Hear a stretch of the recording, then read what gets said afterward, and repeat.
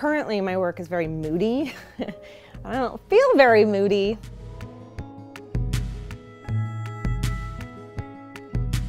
All of my clothing has a story. I mean, I have stuff that I've held on to.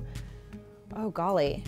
I even have like baby clothes still. I can't get rid of them because it's an emotional story to me. Clothing is an emotion, and it's a way to express how I'm feeling every day without telling anyone how I'm feeling. And that's what clothing is for me in fashion. I use a lot of vintage tools and materials in my garment making. A, because I saw them a lot when I was deconstructing, and B, I think they give more longevity in your clothing and materials. Using organza in a sleeve to create a puff and volume, using horsehair braid as a trim, formal boning. I'm using these techniques to make them even more special and make them even more tried and true, so you do have them in your closet for your the entirety of your life, or you pass them down to somebody else. Because in the end, that's what's going to keep this world around, is the greener side of things. Decay was my fall 2014 line, and once again it started with an emotion. I was going through a process of decay in my own life, and the words that I were coming up with was like falling apart, decay, withering.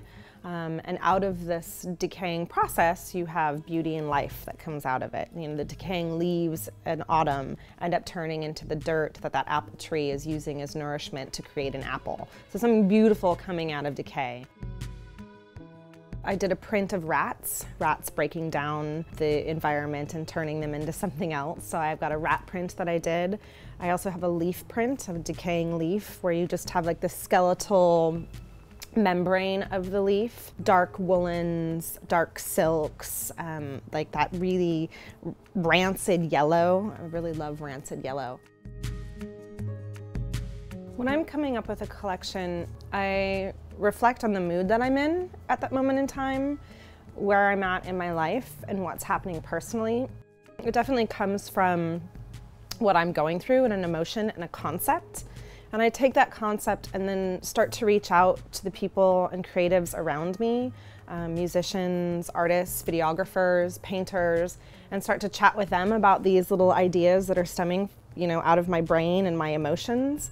And there's a specific musician I work with a lot here in Portland who I give him these words and my vocabulary of what I'm thinking of as a concept, and then he starts to come up with music and gives me sound bites that I then listen to while I'm sketching and come up with color stories. And then it just all sort of comes together at this one tipping point and falls off the edge and becomes a collection.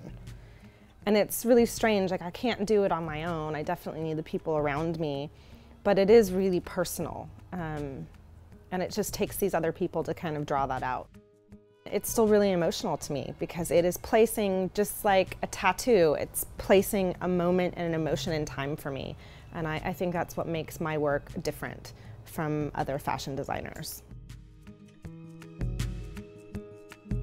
One of the greatest things about Portland is we all get to be an individual, and that's where I think creativity is stemmed, is not being afraid and letting your flag fly. Freakish if it may be, or not freakish.